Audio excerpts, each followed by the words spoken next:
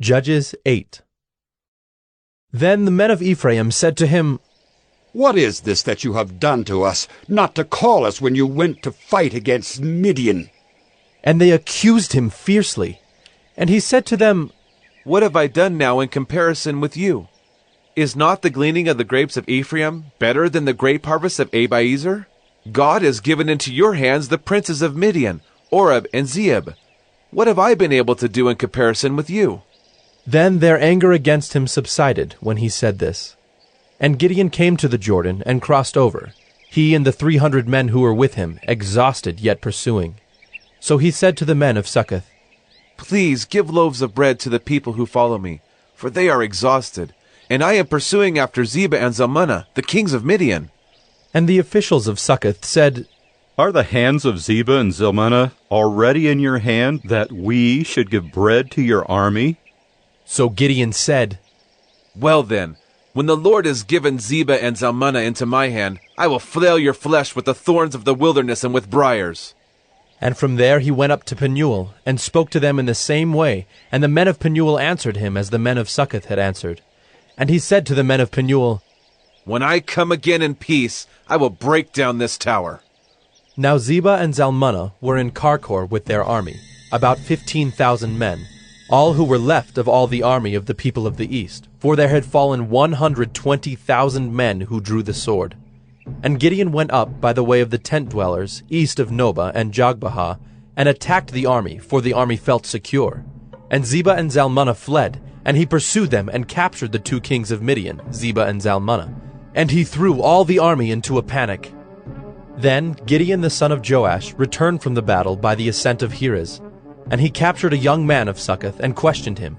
And he wrote down for him the officials and elders of Succoth, 77 men. And he came to the men of Succoth and said, "Behold, Zebah and Zalmunna, about whom you taunted me, saying, 'Are the hands of Zebah and Zalmunna already in your hand, that we should give bread to your men who are exhausted?'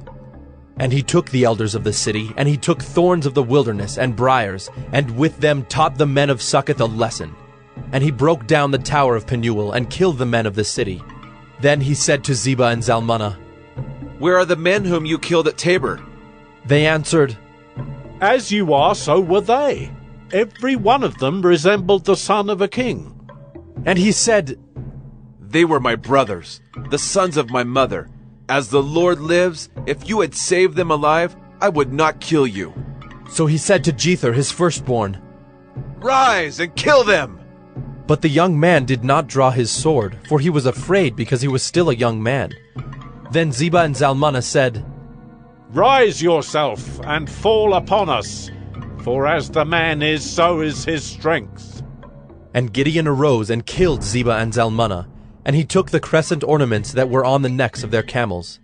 Then the men of Israel said to Gideon, "Rule over us, you and your son and your grandson also, for you have saved us from the hand of Midian." Gideon said to them, "I will not rule over you, and my son will not rule over you. The Lord will rule over you." And Gideon said to them, "Let me make a request of you. Every one of you give me the earrings from his spoil." For they had golden earrings, because they were Ishmaelites.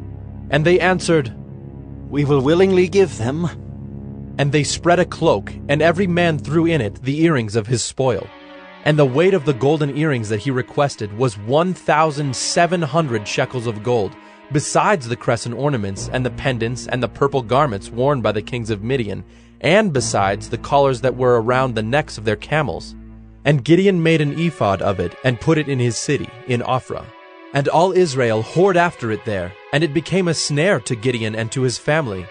So Midian was subdued before the people of Israel, and they raised their heads no more.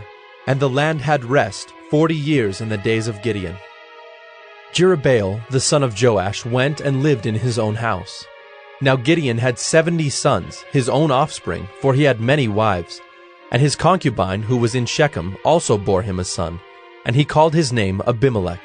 And Gideon, the son of Joash, died in a good old age, and was buried in the tomb of Joash his father, at Ophrah of the Abiezrites.